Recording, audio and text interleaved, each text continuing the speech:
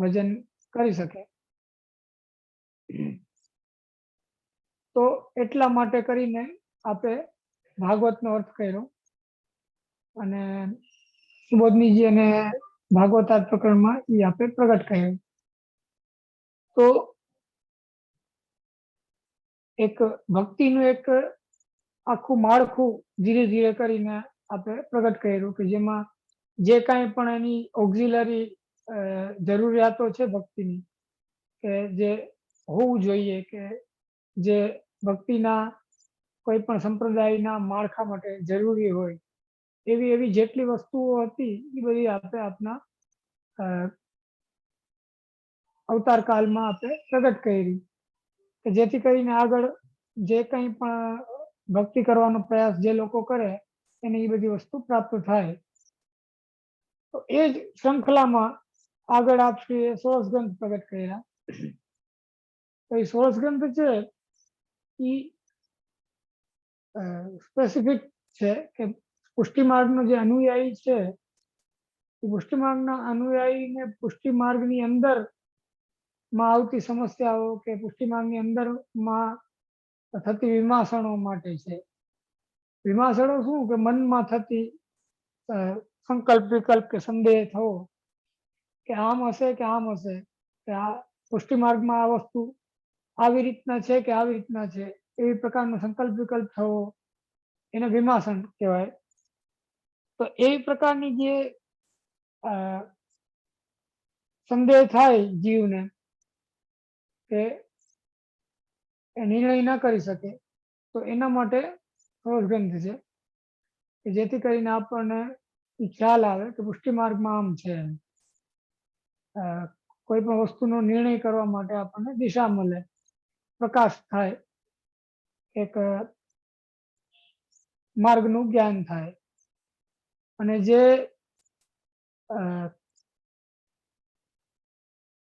આચાર છે એ આચારમાં પણ ઘણી વખત આપણને સંદેહ થતો હોય, આચારમાં પણ ઘણી વખત આપણને ચિંતા થતી હોય, સમસ્યાઓ ઉત્પન્ન થતી હોય કે કોઈ નિવેદનને લગતી હોય કે કોઈ વખત અપરસને લગતી હોય કે કોઈ વખત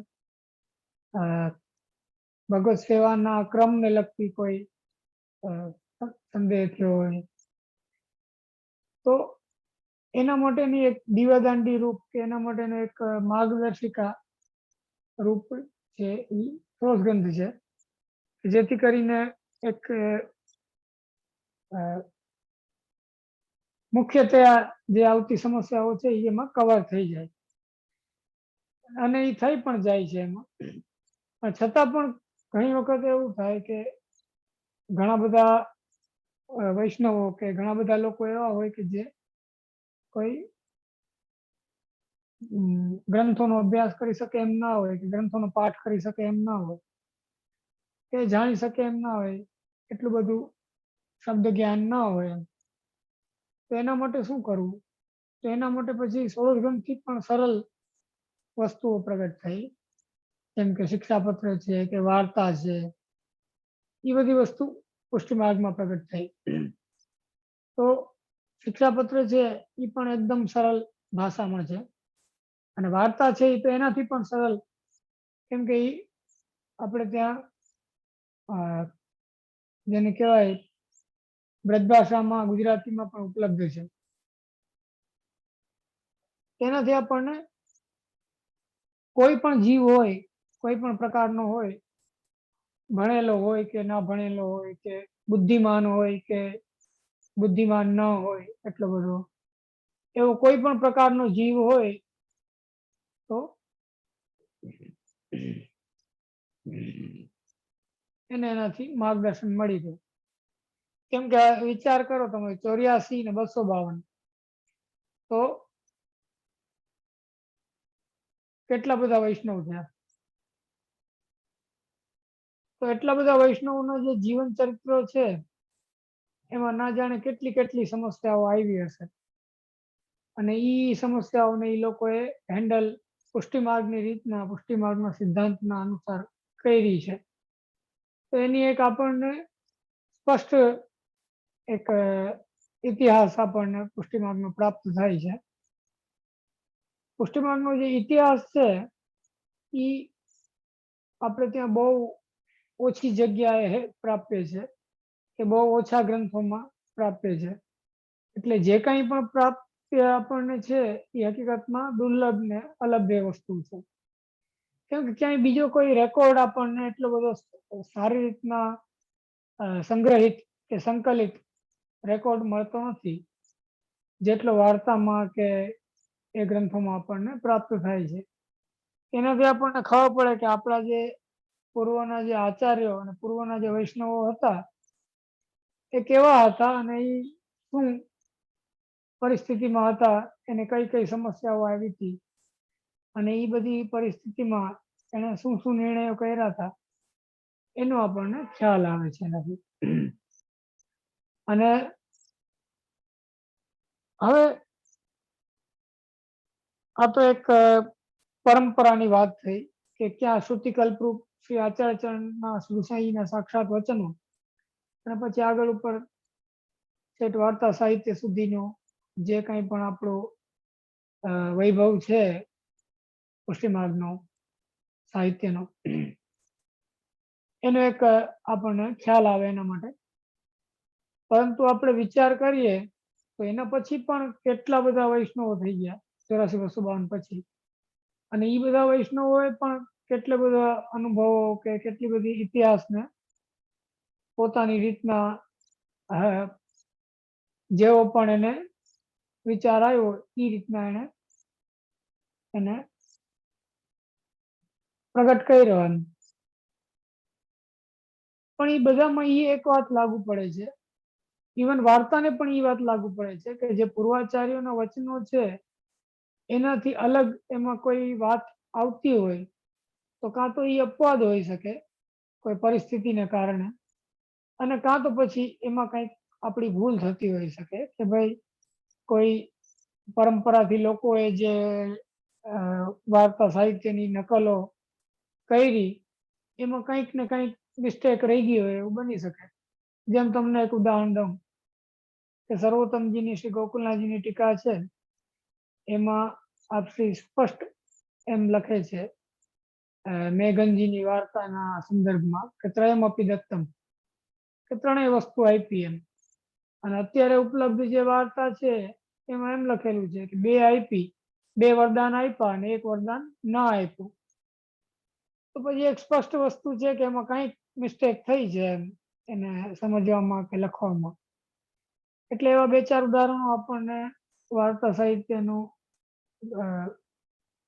ઊંડો અભ્યાસ કરવાનો પ્રયાસ કરીએ તો એવા 2-4 ઉદાહરણ આપણને મળી જાય કે જેમાં આપણને કંઈક વિસંગતતા ઇતિહાસને લગતી મળતી હોય, કે કોઈ કહેતું હોય કોઈક જગ્યાનું નામ લખ્યું હોય અને હકીકતમાં તમે મેપમાં કે એમ જોવો તો એ જગ્યાએ ના હોય એમ, એવું કંઈક વિસંગતતા આપણને પ્રાપ્ત થતી હોય.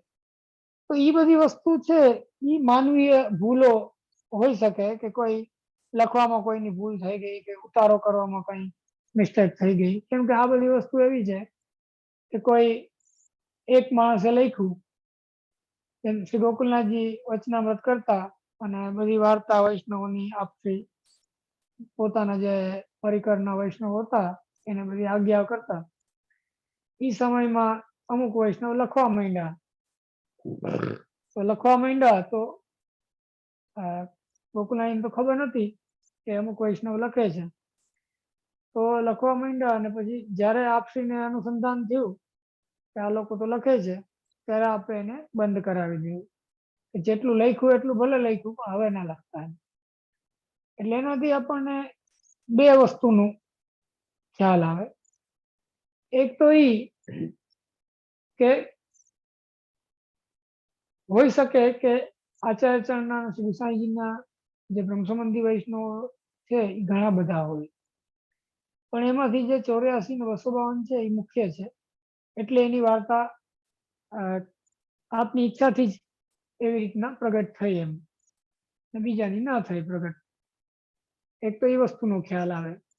અને બીજું આપણને એ વસ્તુનો ખ્યાલ આવે કે શ્રી ગોકુલનાથજી એમ કીધું કે આને પ્રગટ નથી આપની ઈચ્છા નથી આને પ્રગટ કરવાની, એટલે આપણે જે ના પાડી એનાથી એક વસ્તુનો આપણને ખ્યાલ આવે કે આ જે ગ્રંથ છે વાર્તા સાહિત્ય, એને આપણે સોરસ ગ્રંથ કે એવા જે આપણા પ્રમાણ ગ્રંથો છે પુષ્ટિ માર્ગના, એ રીતના એને આપણે ટ્રીટ ના કરી શકીએ, કે એ રીતના આપણે એને ફેસ વેલ્યુ ઉપર ના લઈ શકીએ, કે જે કંઈ પણ આપણે વાર્તામાં જોયું એને સીધે સીધું આપણે કોઈ જીવનમાં ઉતારવાનો પ્રયાસ કરે, કે કોઈ પછી એને સિદ્ધાંત માની લઈએ, કે કોઈક એને સમજી ના શકે અને એનું કંઈક આડું અવળું અર્થઘટન કરી લઈએ, એવું થવાની સંભાવના પૂરેપૂરી છે.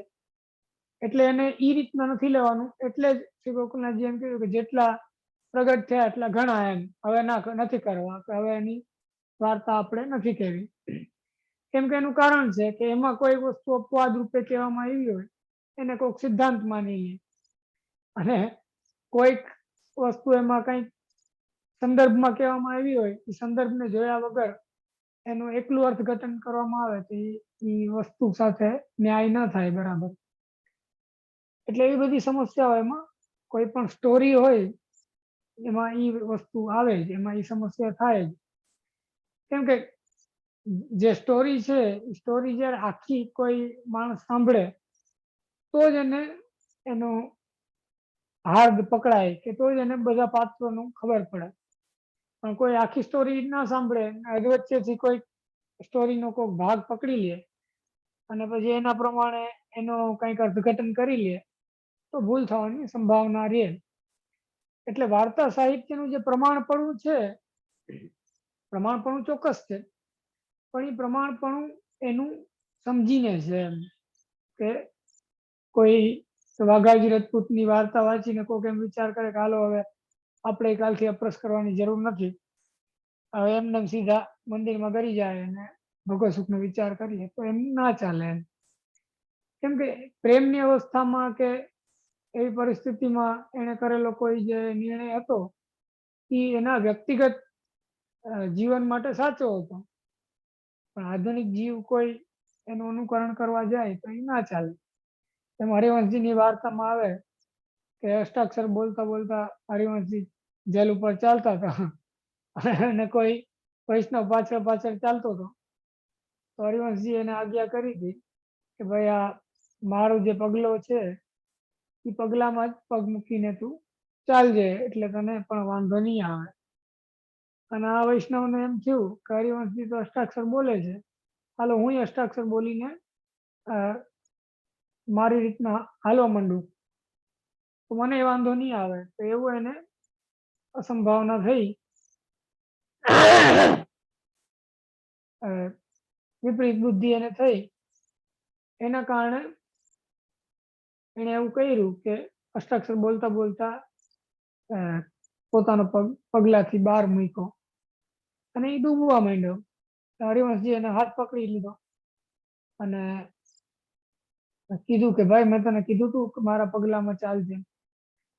ઓલાએ કીધું કે મારી ભૂલ થઈ ગઈ, મને એમ થયું કે હું પણ અષ્ટાક્ષર બોલીને ચાલવા માંડું. એમ હરિવંશજીએ કીધું કે મેરી સુન લી હે તેરી બાકી હે, એટલે એમ કે મારા ભગવત નામનો પ્રભુએ અંગીકાર કરી લીધો છે, હવે તારા ભગવત નામનો અંગીકાર કરવાનો બાકી છે.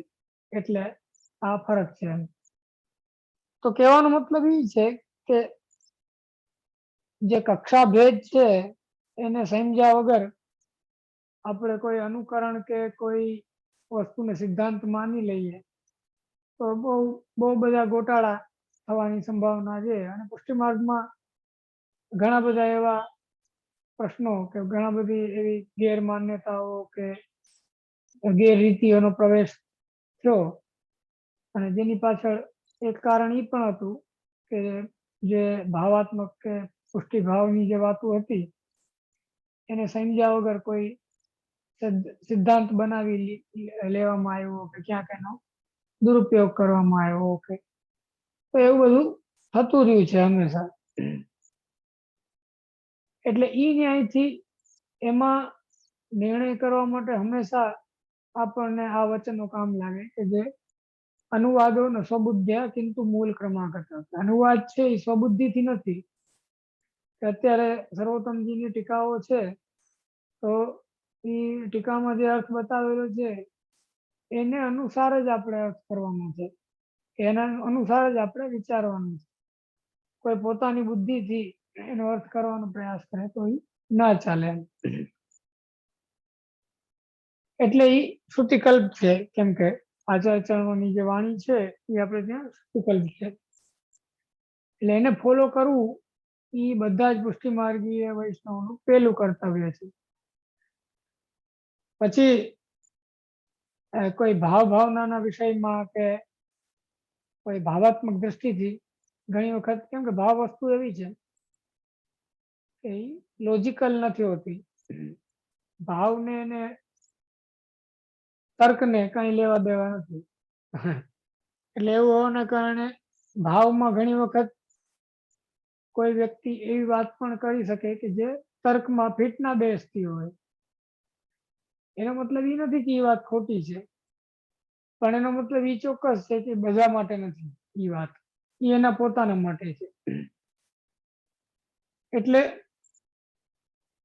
એવું આપણે ત્યાં પણ એવું ભાવાત્મક સાહિત્ય ઘણું બધું પ્રગટ થયું, અને એમાંથી પણ આ જ રીતના આપણે નિર્ણય કરવાનો છે કે જે દ્વારકેશીકૃત ભાવના છે, કે શ્રી હરિરાયજીકૃત ભાવના છે, કે શ્રી ગોકુલનાથજીકૃત ભાવના છે, એ બધી ભાવનાના ગ્રંથો આપણે એક વખત જોઈએ તો આપણને એક માળખું કે એક આપણી પુષ્ટિ માર્ગીય ભાવના કયા પ્રકારની છે એનો આપણને એક અંદાજ આવે, ખ્યાલ આવે, જેથી કરીને આપણે કયા પ્રકારની ભાવના કરવાની છે અને કયા પ્રકારની નથી કરવાની, અથવા કયા પ્રકારની ભાવના આમાં મેચ થાય એમ નથી, એનો આપણને અંદાજ આવે. એટલે અને એ એટલું બધું બ્રોડ સ્પેક્ટ્રમ છે કે એમાં કોઈ છૂટી જાય એવું નથી. કેમ કે કોઈને પ્રશ્ન થાય કે આ તો બધા પરમ ભગવદીઓની ભાવનાઓ છે, તો પછી આધુનિક જે જીવ છે કે જેને ભાવના જ નથી જેની અંદર, તો એ ભાવના ક્યાંથી કરે એમ, તો એ આધુનિક જીવનું શું થાય? તો આમાં એવું છે કે આખો જે સ્પેક્ટ્રમ છે પુષ્ટિ જીવનો, જે આપણે ત્યાં જેને મુખ્ય 9 પ્રકારે કહેવામાં આવે, સાત્વિક સાત્વિક સાત્વિક રાજસ, એ પ્રકારમાં બધા આવી ગયા, આધુનિક જીવ પણ આવી ગયા, એમાં કોઈ છૂટી જતા નથી, બાકી રહેતા નથી. તો જેટલી પ્રકારના જે પુષ્ટિ જીવ છે એ બધા પ્રકારના પુષ્ટિ જીવ માટેનું કંઈક ને કંઈક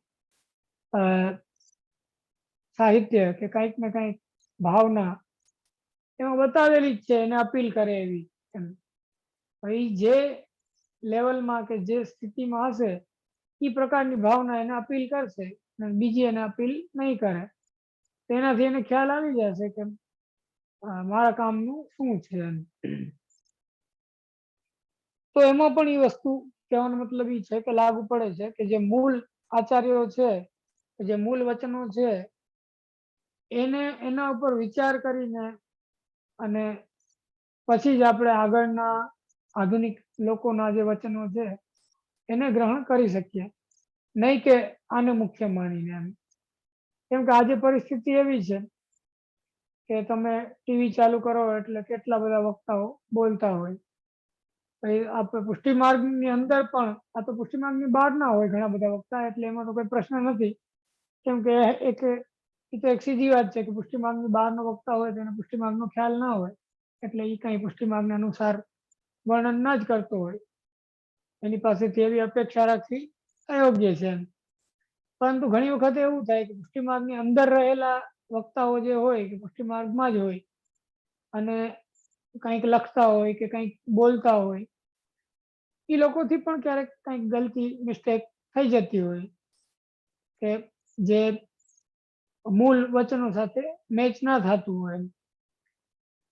તો એમાં પછી વિવેક આપણી અંદર હોવો જોઈએ. જો આપણને બધા આધુનિક વક્તાઓના સાહિત્યનો ને વાંચવાની ઈચ્છા છે અથવા એનું અવગાહન કરવાની ઈચ્છા છે, તો સાથે સાથે એ વિવેક પણ આપણી અંદર હોય કે મૂળ વચનો શું છે, એ મૂળ વચનોના અનુસાર આ વાત છે કે નહીં, એવી પ્રકારનો એક દ્રષ્ટિકોણ કે એવી પ્રકારનો એક અભિગમ આપણી અંદર હોવો જરૂરી છે. કેમ કે નહીં તો શું થાય કે કોઈ પણ રીતના ગાઈડ કરી શકે લોકોને એમ, અને એનાથી એક પ્રકારની અવ્યવસ્થા સર્જાઈ શકે કે જેમાં જેને મન થાય એ એવા પ્રકારના અર્થઘટન કરી અને કંઈ ને કંઈ કહી દે. એટલે થોડોક વિવેક આપણે પ્રયાસ કરવો જોઈએ કે જેનાથી આપણને સત્સંગ કરતા કરતા દુસંગ ના થઈ જાય.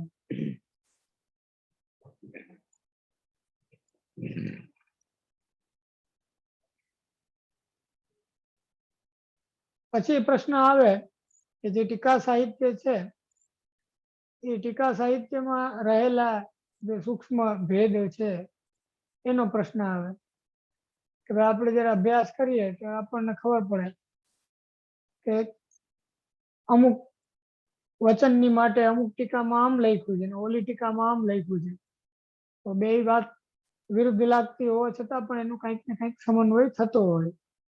એ આપણે થોડો વિચાર કરવો પડે કે આપણે એના માટે પ્રયાસ કરવો પડે કે આ બે વાત સાચી ઠરે એવો સ્કોપ કઈ રીતના ઊભો થાય, એવું કઈ રીતના થઈ શકે એમ કે જેથી કરીને આપણને એક પુષ્ટિ સમજાય એમ એમાં રહેલી. કેમ કે અલગ અલગ દ્રષ્ટિથી અલગ અલગ વસ્તુના અર્થ કરવામાં આવતા હોય, પણ હોઈ શકે કે બે દ્રષ્ટિ પુષ્ટિની જ હોય, અને પુષ્ટિની દ્રષ્ટિ હોય એના કારણે બે ગ્રાહ્ય છે, બેમાંથી એક ખોટું ના હોય એમ. જેમ આપણે ત્યાં કહેવામાં આવ્યું કે સેવાયામ ફલમ ત્રયમ, અલૌકિક સામર્થ્ય સાયુજ્ય અને સેવોપયોગી દેહ, તો એના માટે આપણું જે સાહિત્ય છે એમાં કોઈ અલૌકિક સામર્થ્યને મુખ્ય માને છે, કોઈ સાયુજ્યને મુખ્ય માને છે, કોઈ સેવોપયોગી દેહને મુખ્ય માને છે. તો એ આપણને જે અપીલ કરતું હોય એમાંથી, એ ત્રણેય વસ્તુમાંથી એ વચન આપણે વિચારી શકીએ.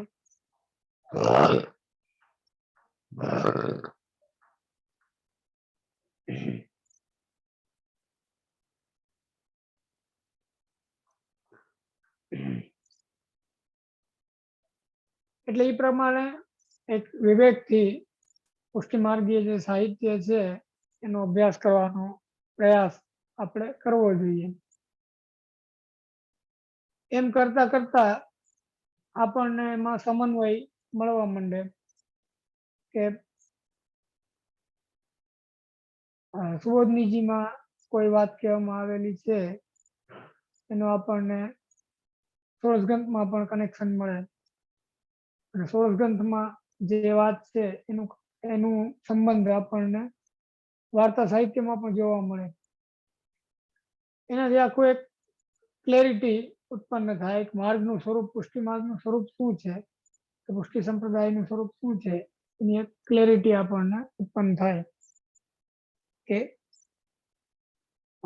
બધા વચનોનો મેળ બેસતો જાય.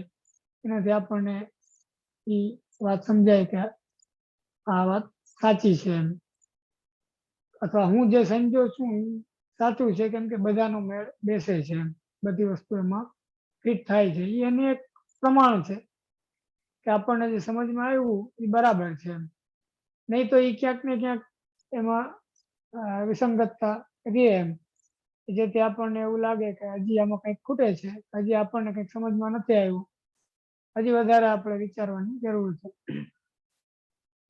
એટલે એવી રીતના એ અભ્યાસ કરવાથી એ જે વાણી છે એ પોતે જ કૃપા કરે અને એનાથી આપણને એ વચનો સમજાય.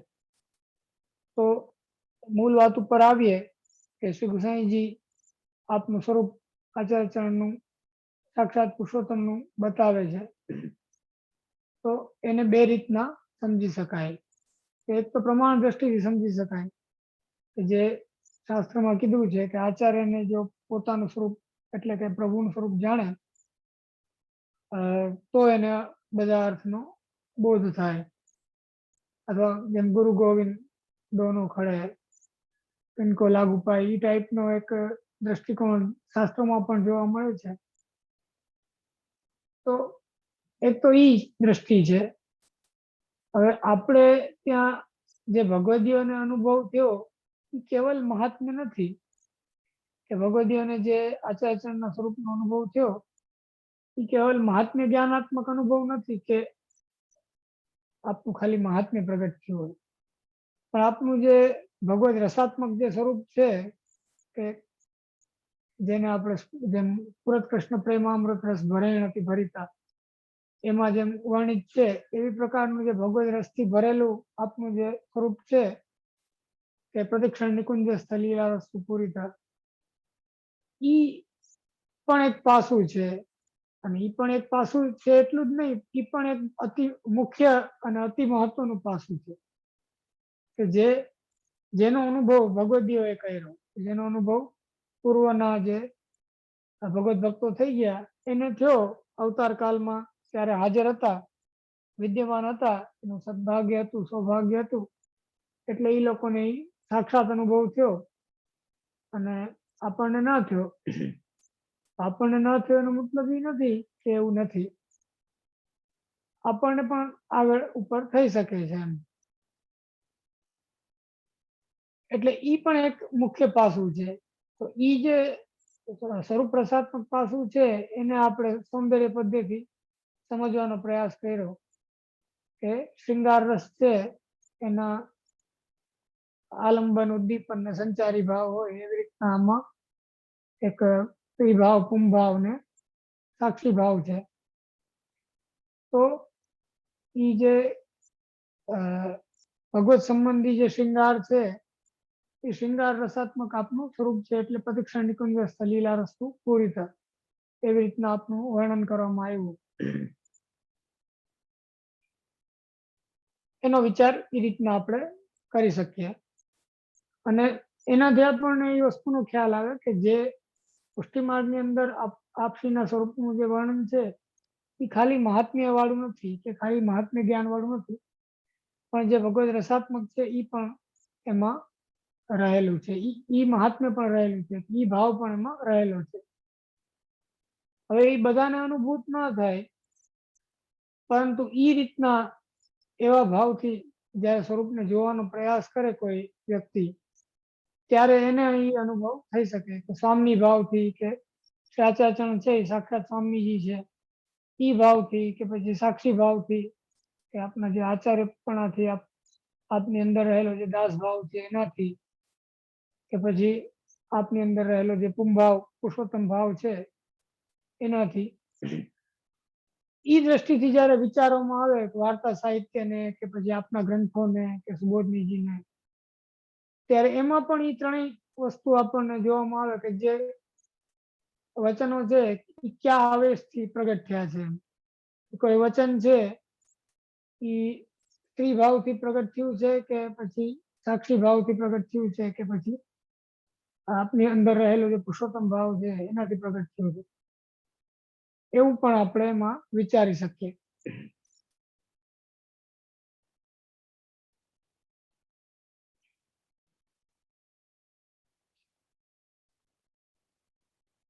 એટલે એનાથી એક આપણને આપણા જે પ્રભુ છે એનું એક સ્વરૂપ આપણને ક્લિયર થાય।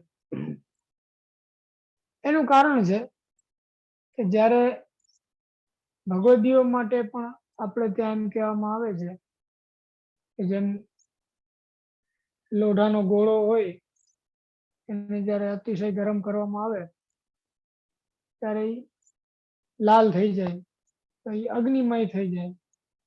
તો અગ્નિમય થઈ જાય ત્યારે એમાંના અગ્નિમાં કઈ ભેદ ના રહે એમ, એટલે એમ કે ઈ પણ બાળે અને અગ્નિ પણ બાળે, એટલે એવા પ્રકારનો ભેદ ના રહે। તો ભગવદીઓના સંદર્ભમાં પણ એવી વાત કહેવામાં આવી છે કે ભગવદ આવેશના કારણે એ ભગવદ રૂપ જ થઈ જાય અમુક કાલમાં। જેમ પૂછ્યું કે તમારે ત્યાં તો ઠાકોરજી સાક્ષાત આરોગ્ય છે એમ સાંભળ્યું છે, પણ વૈષ્ણવ પ્રસાદ લેતા હતા એના માટે એમ કીધું કે જો આ ઠાકોરજી સાક્ષાત આરોગ્ય છે એમ. તો એ પ્રકારનો ભાવ એ લોકોમાં ક્યારે થયો કે જ્યારે એને એવા અનુભવ થયા. તો એ જે આવેશ છે એ આવેશ પણ જો સાક્ષાત ભગવદ રૂપ હોય તો પછી એ આવેશના મૂળમાં જેના દ્વારા એ આવેશ પ્રગટ થયો, જેની કૃપાથી એ આવેશ પ્રગટ થયો એવા શ્રી આચાર્ય ચરણ છે, એના સ્વરૂપમાં બીજી શું ન્યૂનતા હોઈ શકે એમ, કે શું ન્યૂનતા વિચારી શકાય કે જેના વચનોથી કે જેની કૃપાથી આ બધા ભગવદીઓને એવો બધો એટલો બધો આવેશ ઉત્પન્ન થયો, એને આપણે એ સ્વરૂપ વિશે આપણે શું વિચારી શકીએ એમ. એટલે આપણી બુદ્ધિમાં કઈ આવે નહીં, અને એનું જે ગૂઢ સ્વરૂપ છે કે જે લીલાત્મક સ્વરૂપ છે એ તો બિલકુલ ના આવે. આપણે એક સ્થૂલ જ્ઞાનથી કે સાંપ્રદાયિક ગ્રંથોના માધ્યમથી કે સાહિત્યના માધ્યમથી આપણને એક બાહ્ય પ્રભુનું સ્વરૂપ એક પ્રગટ થાય કે જેનાથી આપણને આછો પાતળો મહાત્મ્યનો અંદાજ આવી શકે. પરંતુ જે ગૂઢ સ્વરૂપ છે, આપણું જે હૃદય છે, જેમ કીધું કે વલ્લવી શાંતર કીધું કે આચાર્ય ચરણ શ્રી પ્રભુનું હૃદય જાણે છે, એવા જે વચનો છે એવી રીતના જેમ આચાર્ય ચરણ શ્રી કૃષ્ણ હાર્દવિત છે, એવી રીતના જે પછીના થઈ ગયા જે વૈષ્ણવો કે પછીના થઈ ગયા જે આચાર્યો છે એ પણ આચાર્ય ચરણના હૃદયને જાણવાનો પ્રયાસ કરતા હોય ને, તો એમણે જે પ્રયાસ કર્યો એના માટે એમણે જે કંઈ એને પ્રાપ્ત થયું એ એમણે લખ્યું. એમ એ પ્રયાસ આધુનિક કાળ સુધી અત્યાર સુધી ચાલુ જ છે એમ. હજી પણ લોકો લખે છે, હજી પણ લોકો વિવેચન કરે છે, હજી અત્યાર સુધી અત્યારે આપણે બેસીને પણ વિચાર જ કરી રહ્યા છીએ ગ્રંથો ઉપર એમ. તો એ બધો જે પ્રયાસ છે એ શું છે કે આપણા જે આચાર્યનો જે ભાવ છે કે આ ગ્રંથોના માધ્યમથી કે સાહિત્યના માધ્યમથી આપ શું કહેવા માંગે છે એને સમજવાનો પ્રયાસ તો છે જે કંઈ છે. નહીં તો જરૂરત શું છે એમ. જો બધું એટલું બધું સરળ હોય કે બધું એટલું બધું તરત બોધ થઈ જતો હોય, પછી એનું વિવેચનની કે એનો અભ્યાસની કે એના સત્સંગની કે કોઈને કઈ આવશ્યકતા ના રહે. પણ એટલું સરળ નથી. એ જે સ્વરૂપનું જ્ઞાન થવું એ ગૂઢ છે, એટલે એના માટે આ બધું જરૂરી છે કે જેને જ્ઞાન હતું એના વચનોથી કે એના દ્વારા આપણને યત્કિંચિત જ્ઞાન થાય, અને એ સ્વરૂપનું આપણને જ્ઞાન થાય તો જ આપણને એ જે વચનો છે એ કેવી મનોદશામાં કે કેવી ભાવ દશામાં એ વચનો પ્રગટ થયા હશે એનો આપણને અંદાજ આવે. નહીં તો આપણને અંદાજ ના આવી શકે. નહીં તો શું થાય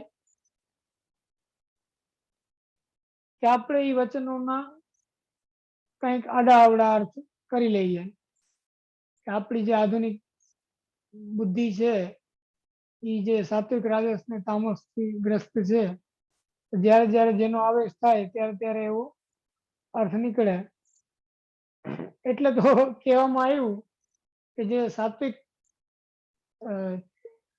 બુદ્ધિ હોય એનાથી થયેલો બોધ છે એ જ ગ્રાહ્ય છે, કેમ કે એ વાસ્તવિક જ્ઞાન કરાવે. અને રજોગુણ ને તમોગુણ નો આવેશ આપણને જ્યારે થાય બુદ્ધિમાં, ત્યારે આપણને કોઈ પણ વસ્તુનું જ્ઞાન છે એ વાસ્તવિક ના થાય, અવાસ્તવિક થાય. એમ કંઈ પણ ઉપાધિગ્રસ્ત થાય કે કંઈક એમાં આડું જેમ ચશ્મા પહેરીને દેખાય એવી રીતના કંઈક આપણને રજો તમો ગુણના ચશ્માથી એ દેખાય. એટલે એ અર્થ બરાબર ના થાય. એટલે તો વ્યાસજીને સત્વનો અવતાર કહેવામાં આવે છે કે એમના દ્વારા વેદનો અર્થ પ્રગટ થયો. આજે આટલું રાખીએ. મારે આજે અહીંયા મનોરથ ને બધો હતો એટલે થોડોક લાંબો ક્રમ હતો. હા, વાંધો નહીં. જય જય હો. હા, તો કોઈને કઈ પ્રશ્ન જે હોય તો એકાદ મિનિટ આપીએ પછી. હા, ચોક્કસ. હા, કોઈ એક ટેક્સ્ટ ની અંદર લખેલું છે એક પ્રશ્ન કે 8452 વાર્તા મૂળ સંસ્કૃત શ્લોકમાં છે, એવો કોઈનો પ્રશ્ન પૂછેલો છે. હા, ઈ છે તો ખરી, પણ ઈ પ્રાપ્ય નથી, ઉપલબ્ધ નથી એમ. કેમ કે એવું મેં ક્યાંક વાંચ્યું છે કે મૂળ જે વાર્તા છે કે 2400 શ્લોકમાં કે એમ કંઈક છે, 2400 એમ. તો 2400 શ્લોકની વાર્તા તો ક્યાંય ઉપલબ્ધ નથી, પણ હોઈ શકે કે એને લગતા પાર્ટ્સ ક્યાંક હોય એમ, એવું બની શકે. અત્યારે તો આપણને તો પાર્ટ્સ પણ જોવામાં નથી આવતા કે ભાઈ એના કોઈ 2-3 શ્લોક પણ ક્યાંય આપણને અત્યારે મળતા નથી. એટલે ઈ તો એનું શું થયું ઈ કોઈ એનો કઈ આપણને અંદાજ જ નથી એમ.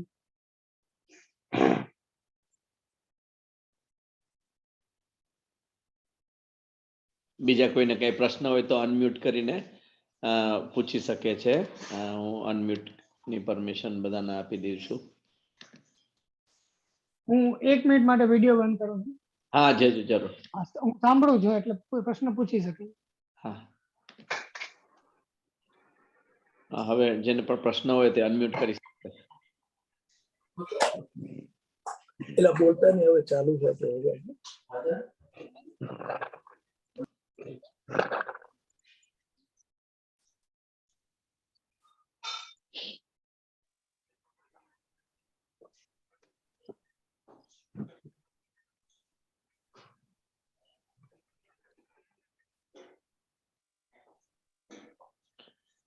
સંદીપ, પ્રણામ દીજે. હા, પૂછો આપ. હા, બોલો બોલો. હાજી, આપે બહુ સુંદર સમજાવ્યું કે જે વાર્તાજી છે, ષોડશ ગ્રંથ છે, અન્ય જે આચાર્ય રચિત ગ્રંથો છે, જે આપણે પુસ્તકના આપણી સ્થિતિ કરવા માટે બહુ સહાયરૂપ થાય છે. મને એક એવો પ્રશ્ન છે કે આપણા અત્યારમાં આ બધા ગ્રંથો ઉપલબ્ધ છે, પણ જે તે સમયે તે કાળમાં જયારે આચાર્યશ્રી ના સમયમાં ત્યારના વૈષ્ણવો એ કઈ રીતના કયા પાઠ કરતા હશે, એ મનમાં એવો પ્રશ્ન ઉદ્ભવ્યો. બહુ સારો પ્રશ્ન થયો. હવે એમાં એવું છે કે એક તો મોટામાં મોટો ભેદ કે મોટામાં મોટો ફરક ઈ છે કે ઈ લોકોને એટલા ઉચ્ચ પ્રકારનો સંઘ પ્રાપ્ત હતો કે જે પરમ દુર્લભ છે આધુનિક કાળમાં. કે જે ઈ સમયના આચાર્યોનો કે ઈ સમયમાં જે ભગવદીયનો જે સંઘ ઈ લોકોને પ્રાપ્ય હતો એ આપણને પ્રાપ્ય નથી. એ એક કડવી વાસ્તવિકતા છે. એના કારણે શું થાય પછી કે આપણી પાસે ઓપ્શન શું રહે, જેમ શ્રી ગોકુલનાથજી આપ શ્રી પોતે આજ્ઞા કરે છે કે આધુનિક કોઈ પણ જીવને ભગવદજી કે તાદ્રશી કે માનવા નહીં એમ. તેનાથી આપણને ખબર પડે કે કોઈને ભગવદી કોટીના કે તાદ્રશી માનવા ઈ યોગ્ય નથી એમ. તો ઈ જ્યારે યોગ્ય નથી ત્યારે આપણને કોઈ સંઘ પ્રાપ્ત થાય, ઈ સંઘ આપણા માટે યોગ્ય છે કે નહીં, ઈ સંઘ આપણને ઈ ઉત્તમ છે કે અધમ છે કે શું છે, એનો નિર્ણય કઈ રીતના કરવો આપણે, એ એક મોટો ગંભીર પ્રશ્ન આધુનિક કાળના બધા પુષ્ટિજીવો માટે આવે. હવે એનો એક ઝાટકે થતો ઉપાય કે એક જેમાં કોઈ સંભાવના ના રહે કઈ ખરાબ થવાની, એવો એક ઉપાય ઈ છે કે આપણે કોઈ વ્યક્તિનો સંગ કરવાની જરૂર જ નથી. એક વસ્તુ સમજી લો તમને કે આપણે વાણીનો સંગ કરીએ ખાલી, કે આચાર્યની જે વાણી છે એ જ પરમ એમાં બલ છે. એનાથી મોટું બલ તમને ક્યાં મળશે? આપણે વિચાર કરીએ થોડો કે વૈષ્ણવની વાર્તા છે કે આચાર્યની વાણી છે, એનાથી મોટો સત્સંગ કયો? તમે વિચાર કરો. કોઈ નહીં, ક્યાંય ઉપલબ્ધ નથી એમ. તો કોઈ પણ વ્યક્તિને માટે આપણે સત્સંગનો ભાવ કેળવવો હોય તો એના માટે આપણે પછી બધો વિચાર કરવો પડે કે સત્સંગ છે કે નહીં વાસ્તવમાં એમ.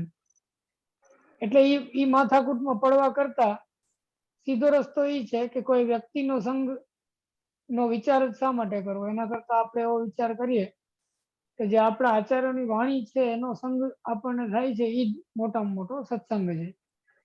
એટલે જે ગ્રંથો છે કે જે મૂળ ટીકાઓ છે, એનું વિવેચન છે કે પછી વાર્તા છે, તો એ બધી મૂળ વાણીની ઘણું બધું નજીક છે એમ.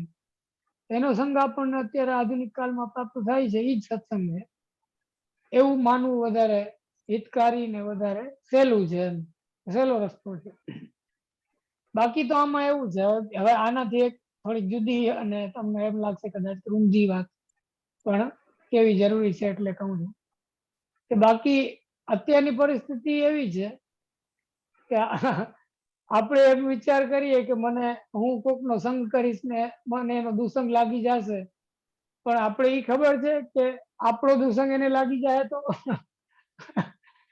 એટલે આ બધી વસ્તુ એવી છે કે હકીકતમાં સસ્પેન્સ જ છે એમ, કે કોનો દુસંગ કોને લાગે છે ને કોનો સત્સંગ કોને લાગે છે એનો નિર્ણય કોણ કરે એમ? તમે વિચાર કરો કે એનો નિર્ણય કોણ કરે કે સત્સંગ કોઈનો કોઈને લાગ્યો કે દુસંગ કોઈનો કોઈને લાગ્યો? એટલે એ બધી વસ્તુ બહુ ગુણ છે એમ, કે હકીકતમાં કોઈનો સત્સંગ કોઈને લાગ્યો છે કે એનો દુસંગ એને લાગ્યો છે. એટલે એવું હોવાના કારણે આપણે જ્યારે એમ વિચાર કરીએ કે મને સત્સંગ પ્રાપ્ત થાય ત્યારે એ પણ સંભાવના રહેલી છે કે આપણો દુસંગ કોઈને લાગી શકે. કહેવાનો મતલબ મારો એ છે. એટલે આ તો બે બાજુ આની અસર થઈ શકે એમ.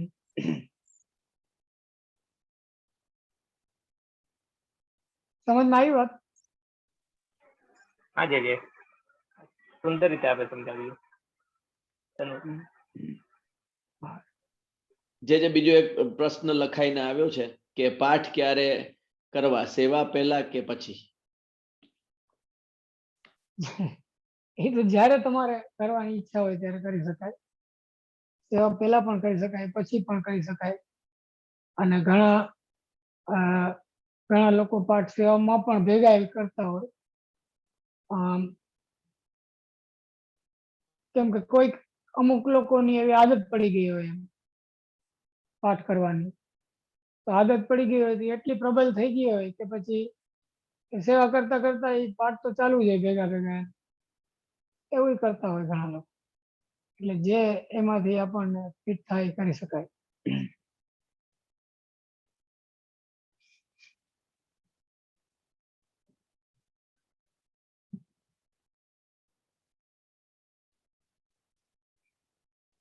ને પાઠ કરવાના ક્યાં કે જે સ્વરૂપ સંબંધી ગ્રંથો છે, જેમ કે સર્વોત્તમજી છે કે કૃષ્ણાશ્રય છે કે યમનાષ્ટક છે, ઈ પુષ્ટિ માર્ગમાં આપણે ત્યાં પાઠ કરવા માટે ઈ જ છે. બાકી બીજા જે ગ્રંથો છે એ પાઠ કરવા માટે નથી, એ બધા ગ્રંથો સમજવા માટે છે. એટલે આપણે કોઈ મોઢે કરવા માટે કે પાકું કરવા માટે કે એને યાદ રાખવા માટે કોઈ એનો પાઠ કરી શકે, એમાં કઈ વાંધો નથી. એમાં આપણું એની વાણી છે, ઉત્તમ જ છે. પરંતુ કહેવાનો મતલબ એ છે કે પાઠ કરવા માટે જે કોઈ સ્વરૂપનું ધ્યાન કરવા માટે પાઠ કરવા માંગતા હોય તો એ લોકોએ આ બધા પાઠ કરવા જોઈએ. સર્વોત્તમજી છે, કૃષ્ણાશ્રય છે, યમનાષ્ટક છે, એ મુખ્ય છે. પછી કોઈ બાલ બોધ ના કે સિદ્ધાંત મુક્તાવલીના પાઠ કરે તો એનાથી એને પુષ્ટિમાર્ગના સ્વરૂપનું જ્ઞાન થાય કે સ્વરૂપનો બોધ થાય. પણ જે પાઠ કરવાનો જે ઉદ્દેશ્ય છે સ્વરૂપની કૃપા મેળવવા માટે કે એના માટે એ સીધો રસ્તો નથી. એમ સમજ આવી વાત?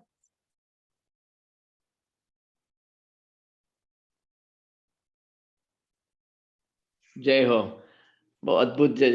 બીજા કોઈને પ્રશ્ન હોય તો પૂછી શકે છે. એકાદ પ્રશ્ન હજી લઈ લઈએ છે. દંડવત પ્રણામ. આપણે ષોડશ ગ્રંથ કરતા હોઈએ પણ ઉચ્ચાર સુધી ઘણી વખત સરસ નથી થતી. ઘણી વખત કેટલી ભૂલો થતી હોય તો એના માટે આપણે દોષ પડે? પ્રયાસ કરી શકે માણસ. એમ પછી તો આમાં ક્યાં દોષ નથી પડતો. બધા એમાં કઈક ને કઈક દોષ તો છે. એટલે એમાં કઈ વાંધો નહીં. કઈક ભૂલ થતી હોય તો, કેમ કે આ તો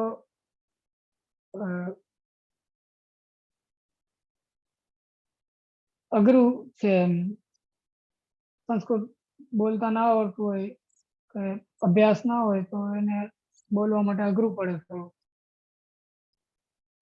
એટલે જે પ્રયાસ કરવો જોઈએ શીખવાનો, અને પછી છતાં પણ ના આવડે પછી આવેલું જાય. એમ બાકી આ કઈ જેમ મર્યાદા માર્ગમાં હોય કે મંત્રમાં કઈક થોડોક ફેરફાર થઈ ગયો ને આખું જે ફલ છે એ બદલી ગયું, એવું નથી આમાં કઈ. તો ભૂલ થાય તો એ પ્રભુ કૃપાળુ છે એટલે એને અવગણી દે. અને ભૂલ ક્યારેક ને ક્યારેક તો ગમે એટલું આવડતું હોય કે ગમે એટલો અભ્યાસ હોય તોય પણ ક્યારેક ક્યારેક બોલવામાં ભૂલ થાય. કેમ કે એનું કારણ છે કે તો સહજ છે જીવ માટે કે બોલવામાં ક્યારેક એનાથી મિસ્ટેક થઈ જાય. એમાં કઈ મોટી વાત નથી.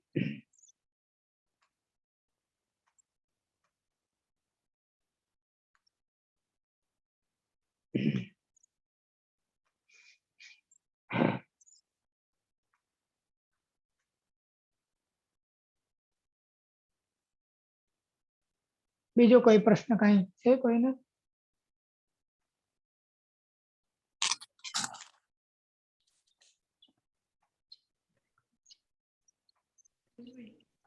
આશ્રયનું પદ જે બ્રહ્મ સંબંધ ઘણા બાળકો શું લખ્યું મને વાંચી ના શક્યો. એવું બી 1 મિનિટ જે કોઈ પ્રશ્ન કોઈ લખ્યો તો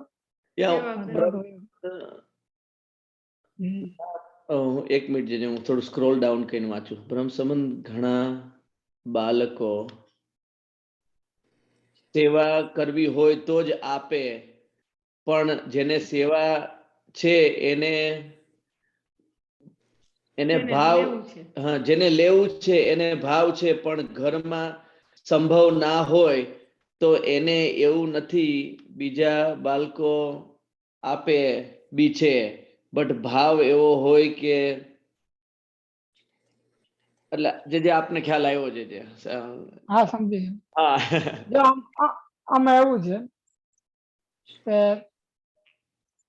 જ્યાં આ બ્રહ્મ સંબંધ દીક્ષા વિષય સર્વ નિર્ણયમાં અને સિદ્ધાંત મુક્તાવલીમાં જ્યાં જ્યાં પણ વિવેચન છે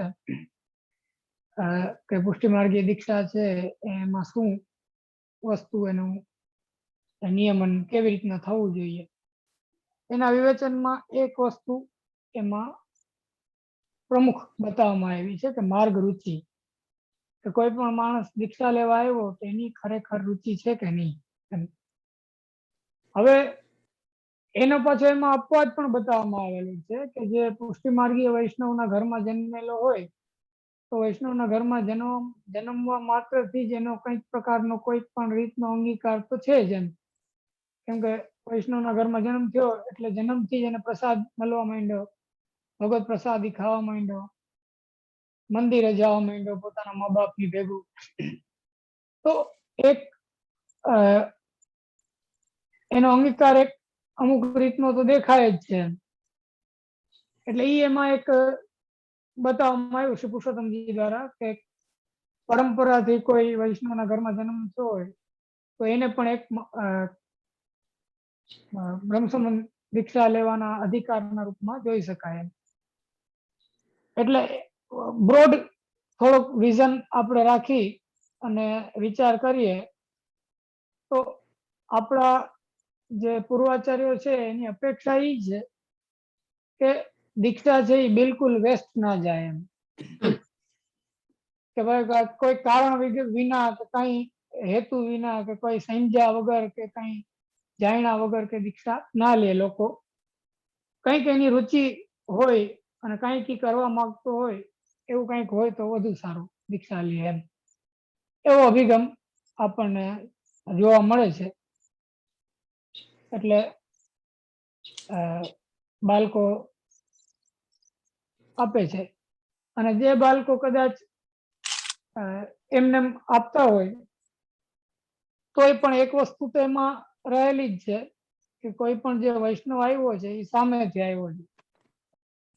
બાળકોએ કોઈ પત્ર લખીને તો કોઈને બોલાવ્યો નથી કે ભાઈ બ્રહ્મસંબંધ લેવા માટે આવો હોય. એટલે જે સામેથી આવ્યો હોય કોઈ વ્યક્તિ તો એના સંદર્ભમાં શ્રી ગોકુલનાથજીની ટીકા સર્વોત્તમજીની છે, તમે જોઈ લેજો. એમાં આપશ્રી એમ લખે છે કે સામેથી આવ્યો એ પણ એક અંગીકારનું લક્ષણ છે એમ, એનું કંઈક એનું સંબંધ છે એટલે આવ્યો. હવે આમાં આ બધા વસ્તુ આપણી સામે છે, આમાંથી આપણે કંઈક કોઈ જાતનો એક સિસ્ટમ કેળવવી પડે એમ, કોઈક જાતની એક વ્યવસ્થા બેસાડવી પડે. બાકી શું સાચું છે ને શું ખોટું છે એનો નિર્ણય આપણે કરવો કઈ મને નથી લાગતું કે બહુ યોગ્ય હોય એમ. પણ એટલું આપણે ચોક્કસ છે કે આપણા પૂર્વાચાર્યો છે એની અપેક્ષા એવી છે કે કંઈક હેતુ માટે કે કંઈક સમજીને લોકો દીક્ષા લે, આંધળા અનુકરણથી કે એવી રીતના દીક્ષા ના લે. કેમ કે પુષ્ટિ માર્ગ કઈ આપણે ઓલો કે ને કે ચેલા મૂંડવાનો માર્ગ નથી કે ભાઈ જેટલા વધારે ભેગા થાય એટલું સારું, એવી અપેક્ષા આપણને નથી. પરંતુ આપણે એવી અપેક્ષા છે કે જે લોકો આવે એ કંઈક રુચિ લઈને આવે, પુષ્ટિ માર્ગમાં કંઈક ઈચ્છા લઈને આવે તો સારું, એવો અભિગમ છે. પછી સેવા વસ્તુ એવી છે કે જો આપણે સેવાનો આગ્રહ રાખીએ તો સારી વાત છે, પણ બધા લોકો સેવા નથી કરી શકતા ઈચ્છા હોવા છતાં પણ, જેમ તમે કીધું એમ. અને ક્યારેક એવું પણ થાય કે બ્રહ્મસંબંધ લઈને 2, 4, 5 વર્ષ પછી સેવા કરે પણ કરે એમ. એટલે જો કોઈ એમ ઈચ્છા બતાવે કે આ ભવિષ્યમાં મારે કરવી છે તો પણ એને બ્રહ્મસંબંધ દેવું જોઈએ કે એને દઈ શકાય એમ, એવું મારું માનવું છે. કેમ કે એની કંઈક ઈચ્છા તો છે, માર્ગ રુચિ તો એમાં પ્રગટ થાય જ છે, એટલે એમાં કઈ વાંધો નથી એમ. પછી તો વ્યક્તિગત દરેક બાળકોની અલગ અલગ દ્રષ્ટિ હોય, એની ઉપર કોઈ ટિપ્પણી કરવી યોગ્ય નથી. જે બાળકો જેવી આજ્ઞા કરતા હોય એને એ પોતે જસ્ટિફાય કરી શકે, બીજા તો એના વિશે શું કહી શકે.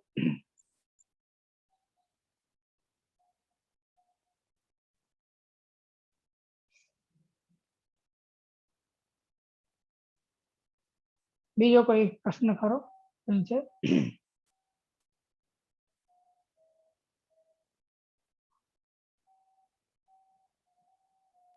હા, પૂછે આશ્રયનું પદ લઈ લઈએ હવે તો. હા, ચોક્કસ. હા.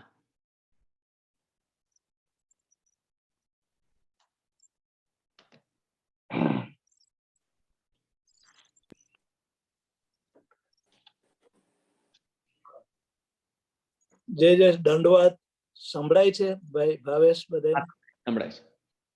હા હા. હા, જે આજના વચનામૃત આપના, હું તો વૈષ્ણવને કહું છું, આપને તે ખાલી વિનંતી, આપને આજ્ઞા લઉં છું. આ વચનામૃત 3 વખત સાંભળજો. આજે બાવાએ આખા પુષ્ટિ માર્ગનો જે સંપત્તિ છે અતૂટ, જે એ આપના હૃદયથી એમ ખુલ્લી મૂકી છે.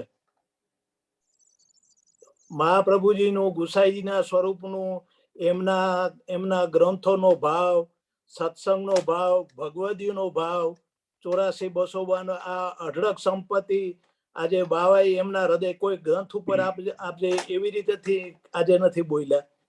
પોતાના હૃદયના ઉદ્ગારો જ કીધા અને આખી સંપત્તિ આખી પુષ્ટિ માર્ગ શું છે એ આખું સર્વે કરીને આપે ટૂંકાણમાં એકદમ આપણે કહીએ. આ 3 વખત સાંભળજો તમે, એમાં બધું એનો સાર એની અંદર બધું આવી જાય ટૂંક સારમાં. એવું હૃદય ખોલીને આપે આજે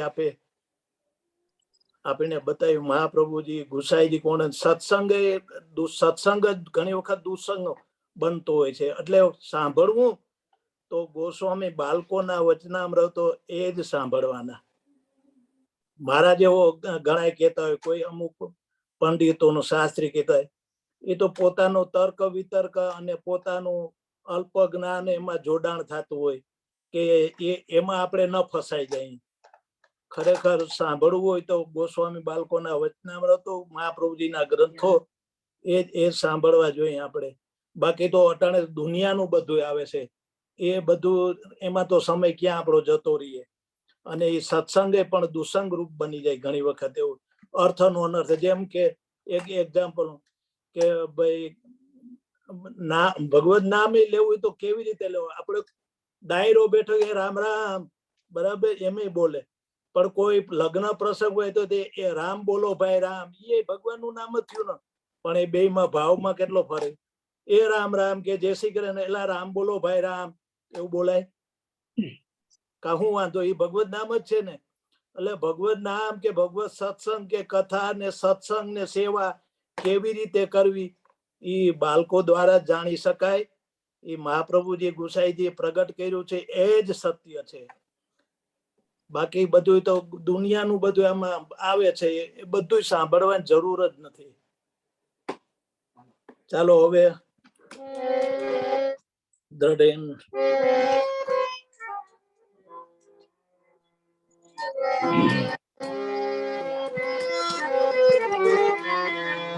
આજે તો દ્રઢિય જાજ પખાવ સાથે કરી કે આ બાલક બિરાતા એટલે આપણા માટે તે ઉત્સવ જ કહેવાય. અને વૈષ્ણવ નો સંગ અને વલ્લભ નું સાનિધ્ય એટલે ઉત્સવમાં તો જાન પખાવ બધું બાજે.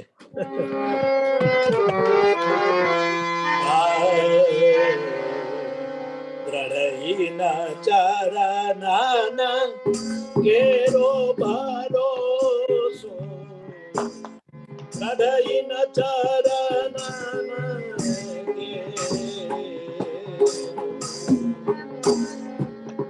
દ્રઢિના ચરણના કેરો ભરોસો, દ્રઢિના ચરણના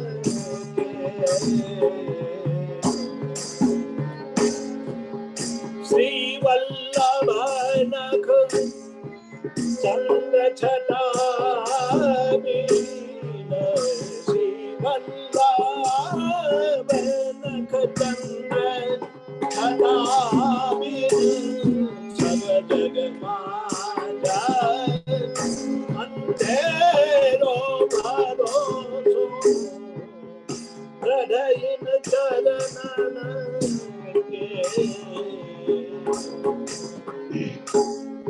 સાધન ઓન નહિયા કલી મેં, સાધન ઓન નહિયા કલી મેં, જાસુ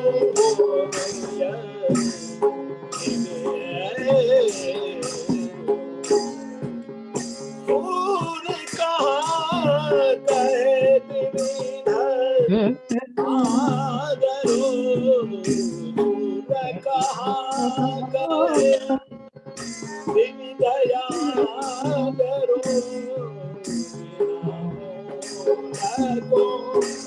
તેરો ભરોસો, ચરણ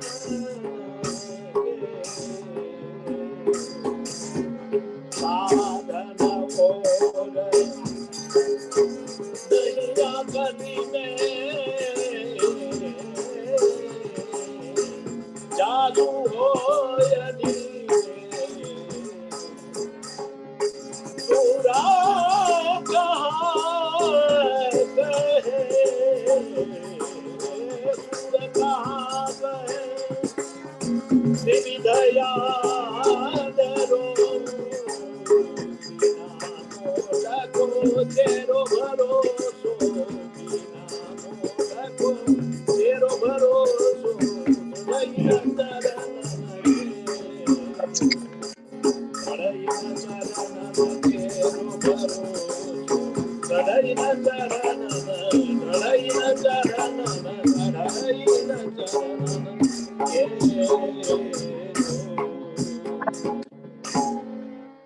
विशाल कुमार प्यारे जाना की से जय।